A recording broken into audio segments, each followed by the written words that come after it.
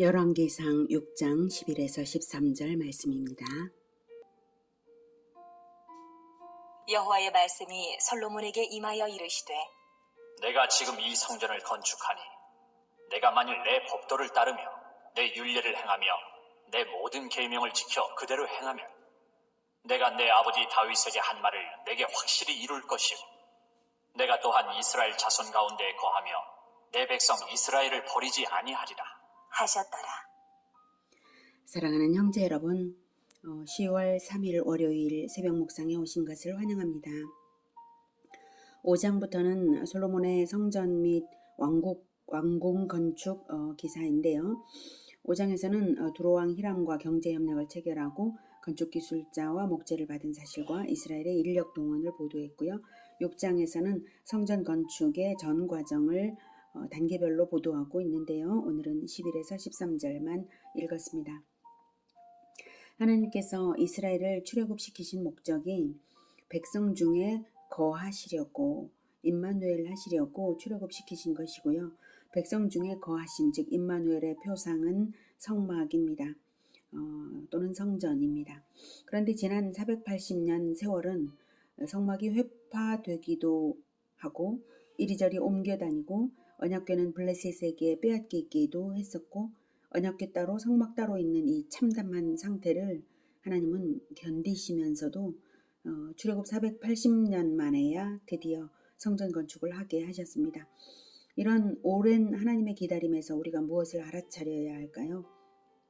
그것은 하나님이 우리의 영적 안정을 기다리고 기다리신다는 것을 의미합니다. 이스라엘이 그 오랜 세월 동안도 성숙하지 못했기 때문입니다. 이스라엘은 먼저는 영적으로 진정한 이스라엘이 되어서 진정한 임마누엘 하나님을 섬길 줄을 알았어야 하는 것입니다. 이스라엘이라는 이름의 의미는 하나님이 다스리신다는 것입니다. 임마누엘이라는 이름의 의미는 하나님이 함께 하신다는 것입니다. 백성은 이스라엘을 해야 되고 하나님께서는 임마누엘 하십니다. 그런데 임마누엘이 온전히 이루어지지 않는다면 그건 하나님께 원인이 있는 것이 아니라 이스라엘이 이스라엘답지 않기 때문이죠. 그동안 하나님은 임마누엘 하시려고 이미 언약과 율법 주시고 성막과 제사장을 주시고 레위인도 주시고 다 하셨지만 이스라엘이 진정한 이스라엘이 되지 못했으므로 480년이나 기다리실 수밖에 없으셨던 것입니다. 자, 그렇다고 480년이 된 지금은 이스라엘이 합격선에 있는가 하면 그렇지는 않습니다. 인간은 원래 합격선에 도달한다는 것이 불가능한 죄인이라는 것이 사실입니다. 다만 이제는 하나님의 때가 되었으므로 하나님의 때가 되어서 다윗의 서원이 있었고 그래서 드디어 성전 건축을 허락도 하시고 하나님께서 약속하신 대로 다윗의 아들을 통해서 성전을 건축하게 하시는 것입니다. 그러니 성전을 건축만 했다고 해서 이스라엘이 온전해지는 것은 아니죠. 진정한 이스라엘이 되기 위한 믿음의 자세를 갖추어 가야 할 것은 이스라엘 자신의 몫입니다. 그래서 하나님께서 성전 건축 도중에 솔로몬에게 나타나 주셨습니다. 즉 화려한 성전 건축 자체가 하나님의 임재를 보증하는 것이 아니라 하나님의 말씀과 계명을 준행할 때 비로소 성전은 하나님의 임재의 상징이 될 수 있음을 교훈하신 것입니다. 사실 하나님은 제한된 공간에 매일 수 없으십니다. 그럼에도 불구하고 성전의 건축은 하나님의 임재를 보증하는 것으로 잘못 인식되어서 이스라엘이 계명과 말씀보다는 형식적 예배에 치우칠 우려가 있었던 것입니다. 성전이 화려할수록 더욱 그 위험은 높다고 할 수 있겠습니다. 하나님은 바로 그 위험 요소 때문에 그 웅장하고 화려한 성전보다 더 중요한 것이 바로 계명과 말씀인 것을 도중에 알리신 것입니다. 또한 성전 건축의 기간이 길었으므로 오랜 기간 고된 사역에 지친 이스라엘을 위로하고 격려하시기 위한 이유도 있었을 것으로 봅니다. 다시 읽어보죠. 여호와의 말씀이 솔로몬에게 임하여 이르시되 내가 지금 이 성전을 건축하니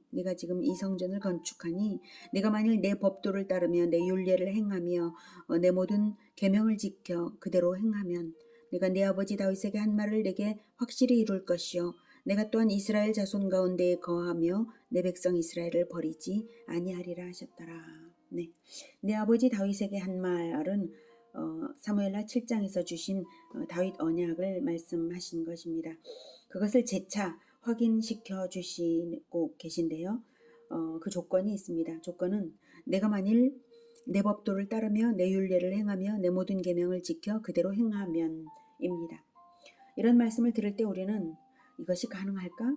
만약 하나라도 어기면 하나님도 언약을 이루지 않으시겠다는 것인가? 하는 의문이 들 수 있어요. 그 점은 성전이 바로 죄사함을 주시는 제사를 드리는 곳임을 생각할 때에, 그리고 하나님이 주신 율례에는 죄사함을 위한 제사법이 있음을 생각할 때에 문제는 간단히 해결됩니다. 즉 하나님은 인간의 연약함을 아시기 때문에 제사법을 주신 거죠. 고의적으로 하나님을 속이기 위한 것만 아니라면 법도 율례 계명을 따르려고 힘쓰는 중에 연약하여서 실수한 범죄라면 속죄의 제사로서 사하심을 주시겠다고 하셨습니다. 그러므로 하나님 앞에서 법도 율례 계명을 따르는 진정성으로만 행한다면 하나님은 이스라엘을 버리지 않으시고 받아주시는 것입니다. 그래서 예수님께서도 산상수훈 첫 마디가 바로 심령이 가난한 자는 복이 있나니 천국이 그들의 것이라고 하셨지 않습니까? 인간 자신에게 죄성이 있고 하나님의 영은 본인이 하나님의 영을 잘 따르는 것이 부족하다는 것을 알아서 늘 왕이신 예수님과 연합하기를 사모하는 가난한 심령으로 진정 따를 때에 천국이 보장된 것입니다. 그러나 성전이 건축된 것에 자기 만족을 느껴서 하나님의 법도에서 벗어나기를 가볍게 여긴다면 그것은 하나님의 버림을 받을 짓이기에 경고의 의미를 내포한 언약 재확인을 주시고 계신 것입니다. 성전 건축의 목적은 13절에서 나오는 바 내가 또한 이스라엘 자손 가운데에 거하며 내 백성 이스라엘을 버리지 아니하시는 것입니다. 거하시고 버리지 아니하시기 위해서 성전 건축을 하게 하시는 것인데, 외적인 것이 커지고 화려할수록 인간들의 시선을 의식하게 되어 있기에 하나님은 중도에도 나타나 주셨습니다. 오직 하나님의 시선, 하나님의 말씀만을 의식하면서 진정성으로 법도와 윤리와 계명을 온전히 따라 지키며 진정한 새 이스라엘로서 성장하는 우리 모두가 되기를 기원합니다. 기도하겠습니다. 하나님, 우리의 눈은 세상을 그리고 사람들을 의식하기 쉽습니다. 우리는 너무나 부족하고 연약합니다.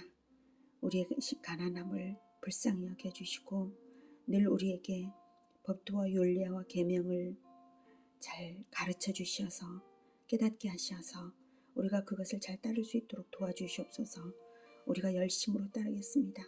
그러나 연약함으로 인하여서 혹시 넘어질 때에도 곧 일어나서 주님을 따를 수 있도록 붙들어 주시옵소서. 우리는 주 하나님이 안 계시면 결코 설 수 없는 자들입니다. 주님 불쌍히 여겨주시고 겉멋에 치우치지 않도록 화려함에 하나님께서 주신 부유함에 그것으로 인하여서 안일해지지 않도록 주님 도와주시옵소서. 결코 자기 만족할 만한 아무 건덕지도 없는 자들이므로 자기 만족에 빠지지 않을 수 있도록 주님 도와주시고 늘 심령의 가난함으로 최선을 다해서 하나님의 진정한 성전 교회 공동체를 세워가는 우리 모두가 되게 도와주시옵소서. 예수 그리스도 이름으로 기도드립니다. 아멘. 이어지는 시간은 개인 기도 시간입니다.